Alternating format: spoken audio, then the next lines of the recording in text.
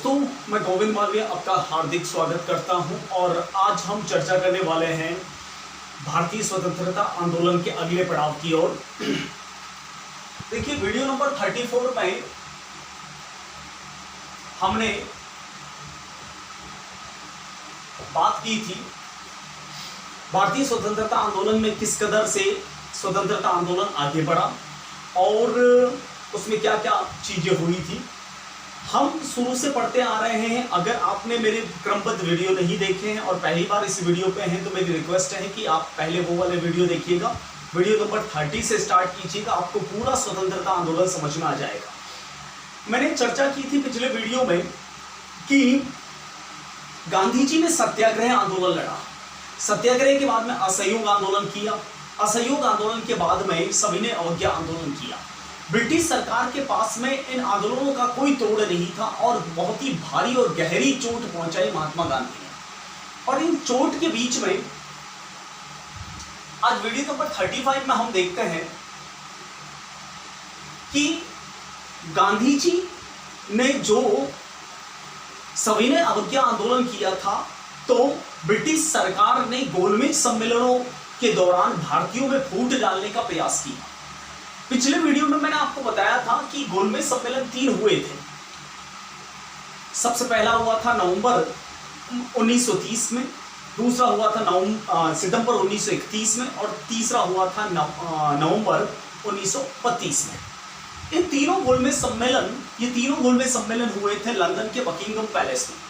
पहले गोलमेज सम्मेलन की अध्यक्षता की थी वहां के प्रधानमंत्री, इंग्लैंड के प्रधानमंत्री रैमसे मैकडोनाल्ड ने। दूसरे और तीसरे गोलमेज सम्मेलन की अध्यक्षता की थी प्रधानमंत्री विंस्टन चर्चिल ने। तीनों गोलमेज सम्मेलनों का उद्देश्य यही था कि भारतीयों में सांप्रदायिक और जातिवाद की फूट डालना। इस वजह से विशेष तौर से अलगाववादियों को भारत से लंदन उन्होंने बुलाया। पहले गोलमेज सम्मेलन का विरोध इस आधार पर हुआ था क्योंकि उसमें एक भी कांग्रेस सदस्य नहीं था। तो दूसरे गोलमेज सम्मेलन के अंदर कांग्रेस सदस्यों को इनवाइट किया गया, जिसमें गांधी जी भी गोलमेज सम्मेलन दूसरे वाले में गए थे और वहां नंगा फकीर जैसे शब्दों से अपमानित किया था प्रधानमंत्री अध्यक्ष मिस्टर चर्चिल ने। यह प्रश्न कई बार आ भी चुका है। तो गोलमेज सम्मेलनों का जो परिणाम निकला, वो गोलमेज सम्मेलनों का परिणाम था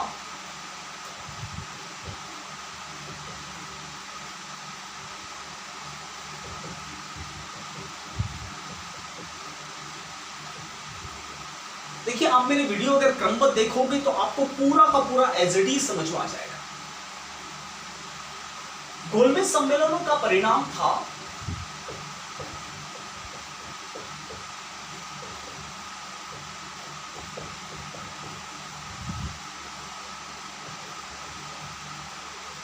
भारतीयों में सांप्रदायिक फूट और एक तरह से 1935 भारत शासन अधिनियम।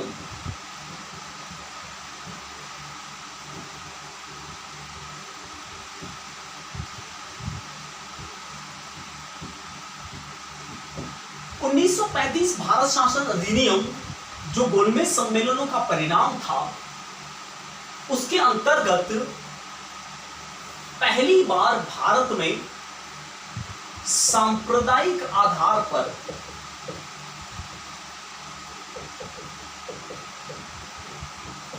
निर्वाचन हुए, निर्वाचन की बात की गई थी और दलितों के लिए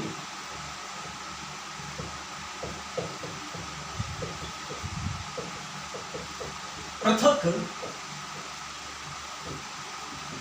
निर्वाचन की बात रखी गई। हालांकि 1935 भारत शासन अधिनियम में संविधान के अकॉर्डिंग नहीं पढ़ा रहा हूं, मैं हिस्ट्री पढ़ा रहा हूं, तो हिस्ट्री के हिसाब से ही देखेंगे। इस अधिनियम के तहत 1937 ईस्वी में बर्मा, जो वर्तमान में म्यांमार कहलाता है, को भारत से अलग किया गया था। इस अधिनियम में और भी बहुत कुछ बातें थी, लेकिन हम ऐतिहासिक दृष्टिकोण से देखेंगे और इतना भी गहराई तक नहीं जाएंगे जितना सवाल ना बने। हम ऊपर ऊपर सीधे तक ही इस चीज को लेंगे। देखिए, गोलमेज सम्मेलनों का परिणाम था 1935 भारत शासन अधिनियम। और इसी अधिनियम को संविधान निर्माताओं ने एज इट इज बिना किसी संशोधन के भारतीय संविधान में डाल दिया। भारतीय संविधान का आधार ही है 1935 भारत शासन अधिनियम। इस अधिनियम में पहली बार सांप्रदायिक आधार पर निर्वाचन की बात रखी गई थी और दलितों के लिए प्रथम निर्वाचन की बात रखी गई थी, और इसी आधार पर भारत में 1937 में चुनाव हुए।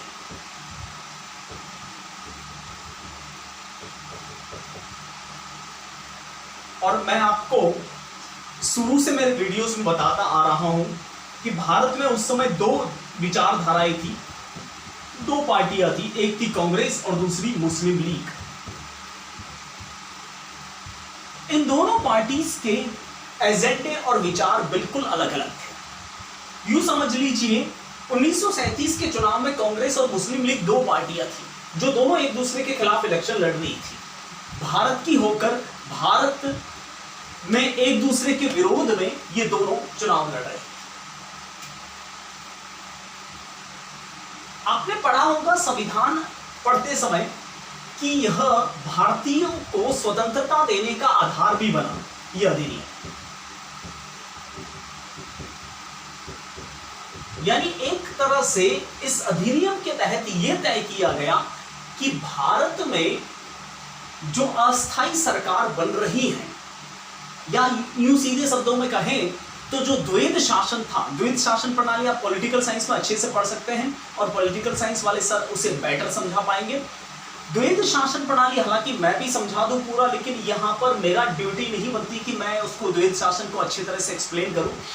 लेकिन फिलहाल इतना समझिए कि भारत में दो तरह से शासन चलता था। जैसे कि आज चलता है ना, एक राज्य सरकारें कानून बनाती हैं और एक केंद्र सरकार कानून बनाती है, ठीक है। मुख्य विषय जो है वह केंद्र के पास में है, यानी संसद उस पर कानून बनाती है, और जो गौण विषय हैं वह राज्य विधानमंडलों के पास में, राज्य विधानसभाएं कानून बनाती है। तो उस समय क्या था कि मुख्य विषय पर, यानी मेन विषय जो जैसे विदेश मामले हो गए, डाक तार विभाग हो गए, ये सारे मामले देखती थी गवर्नर जनरल और उनकी कार्यकारिणी।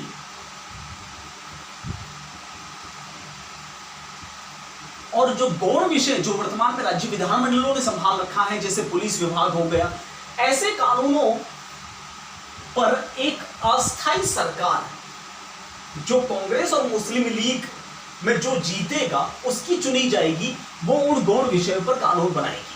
इस तरह से ये एक तरह का क्या हुआ, द्वैध शासन। अब इसकी ज्यादा डिटेल जाननी है तो पॉलिटिकल साइंस के वीडियोस देखिएगा, आपको उसमें पूरा समझ में आ जाएगा। नहीं तो मैं इसको समझाने लग गया तो पूरा टॉपिक इसी में चला जाएगा, ठीक है। फिलहाल यूं सोचिए कि भारत में दो पार्टियां बनी थी। दो पार्टियां किस आधार पर बनी थी? मुस्लिम लीग तो पहले से 1906 में ही उसका गठन हो गया था ढाका में, मैंने अपने वीडियोस में बताया है। तो फिलहाल के लिए इतना समझ लीजिए कि कांग्रेस और मुस्लिम लीग दो अलग अलग विचारधाराएं, दो अलग अलग पार्टियां, दो अलग अलग एजेंडों की हिमायती थी, ठीक है। इन दोनों के मध्य इलेक्शन करवाए गए सांप्रदायिक आधार पर, यानी एक तरह से रिजर्वेशन जो आरक्षण प्रणाली है उसकी शुरुआत 1935 भारत शासन अधिनियम से बनी है, और 1935 भारत शासन अधिनियम आया है गोलमेज सम्मेलनों से। यानी कहीं न कहीं जो वर्तमान में भारत में परिस्थिति चल रही है सांप्रदायिक फूट की, हिंदुओं और मुसलमानों के बीच में एक बड़ी खाई की, दलितों और सवर्णों के बीच में एक मध्य खाई की, वो सारी की सारी चीज, वो सारी की सारी नींव ब्रिटिश सरकार ने गोलमेज सम्मेलनों के दौरान रखी थी, ठीक है। 1937 में इलेक्शन हुए और उस इलेक्शन में कांग्रेस पार्टी जीती। मुस्लिम लीग को आरक्षण मिला, लेकिन फिर भी मुस्लिम लीग नहीं जीत पाई, क्योंकि जनसंख्या के दृष्टिकोण से आप भी जानते हो कि वर्तमान में भारत में हिंदू बहुसंख्यक है और मुस्लिम अल्पसंख्यक है। मुस्लिम लीग से पंजाब, बंगाल और सिंध क्षेत्र में विजय हुई, बाकी पूरे भारत में कांग्रेस का मंत्रिमंडल गठित हुआ, ठीक है।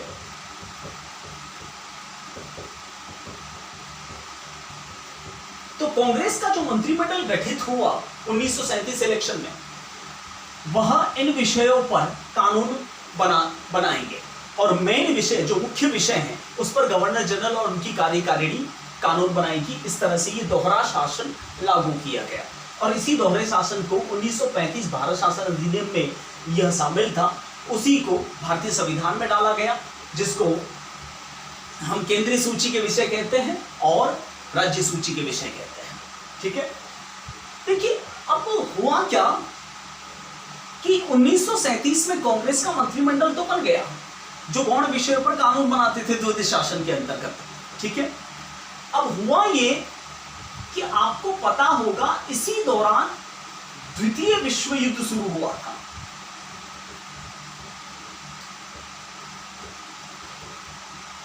ठीक है, सेकेंड वर्ल्ड वॉर हुआ और आपको पता होगा, और नहीं पता हो तो बता दूं मैं आपको, सेकेंड वर्ल्ड वॉर में इंग्लैंड भी युद्ध में सम्मिलित था। ठीक है, और इंग्लैंड के अधीन, ब्रिटेन के अधीन कौन सा देश है? भारत। यानी भारत इंग्लैंड की क्या हुआ? एक तरह से प्रॉपर्टी हुआ। ठीक है, तो द्वितीय विश्व युद्ध में भारत को भी जबरदस्ती धकेल दिया गया।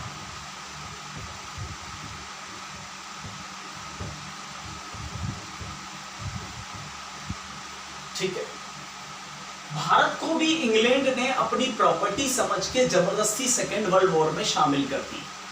ठीक है, तो ये बात कांग्रेस के मंत्रिमंडल को बुरी लगी। क्यों लगी? सीधी सी बात है, 1937 में इलेक्शन हुए हैं, यानी जनता ने कांग्रेस को चुना है और कांग्रेस को कम से कम पूछना तो चाहिए कि क्या भारत वर्ल्ड वॉर में शामिल होगा या नहीं होगा। कांग्रेस को पूछना मतलब भारत को पूछना है, और कांग्रेस के बिना किसी सलाह पर इंग्लैंड ने, ब्रिटेन की सरकार ने भारत को भी विश्व युद्ध की आग में झोंक दिया और इस बात से कांग्रेस नाराज हो गई। कांग्रेस ने कहा कि अगर आप हमसे सलाह नहीं ले सकते तो फिर ये चुनावों का नाटक किया क्यों?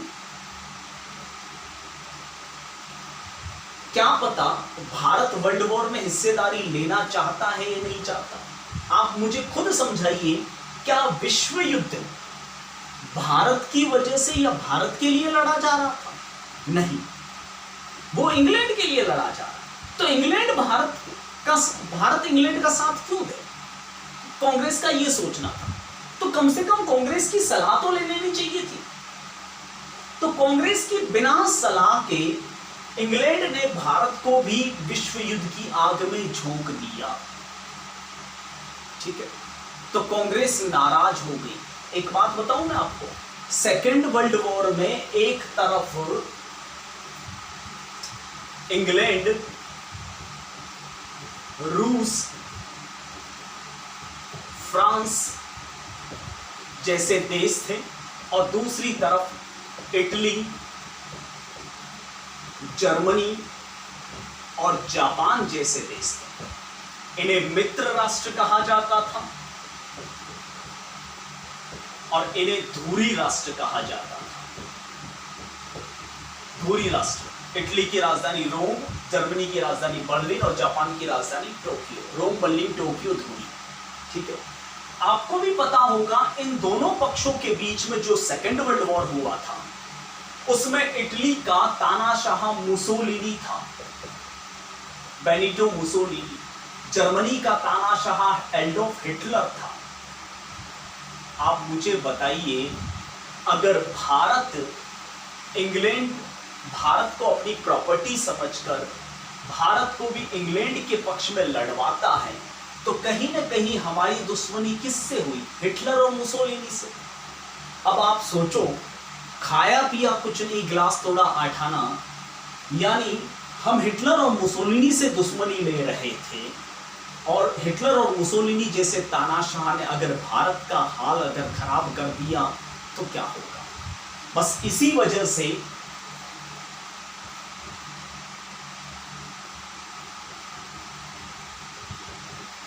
कांग्रेस के सदस्यों ने अपने पदों से इस्तीफे दे दिए। बात को समझना क्यों? क्योंकि भारत को भी जबरदस्ती वर्ल्ड वॉर में इंग्लैंड के पक्ष में धकेला गया और कांग्रेस से ये बात नागवार गुजरी और गुजरेगी ना। भारत क्यों पंगा मोल ले हिटलर और मुसोलिनी जैसे तानाशाहों से? हमारी तो लड़ाई थी नहीं। तो अगर कांग्रेस अपने पदों से इस्तीफे देगी तो सबसे ज्यादा खुशी किसको होगी? मुस्लिम लीग को। यूं समझ लीजिए ये कांग्रेस और ये बीजेपी सरकार, मैं कंपेयर नहीं करना चाहता, ठीक है, ये कांग्रेस और बीजेपी, अगर कांग्रेस सत्ता से गिर जाए या पदों से इस्तीफे दे दें, आज मोदी साहब इस्तीफा दे दें, तो सबसे ज्यादा खुशी किसको होगी? राहुल गांधी को। तो मुस्लिम लीग खुश हुई और मुस्लिम लीग ने इस्तीफे देने के दिन को मुक्ति दिवस के रूप में मनाया।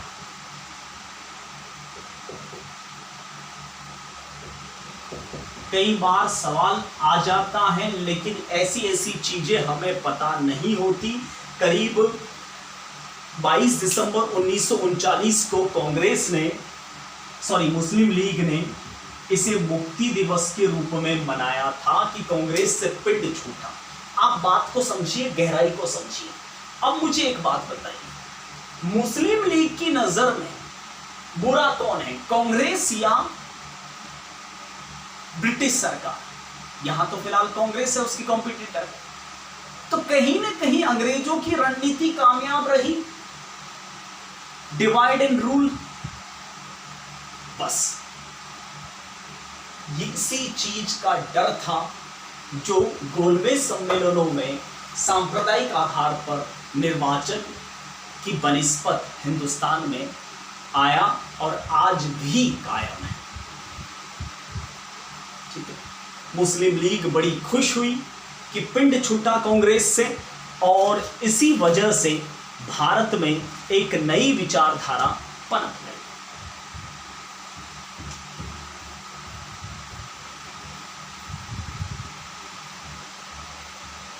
भारतीयों में हमेशा फूट डालने का प्रयास ही किया है ब्रिटिश सरकार।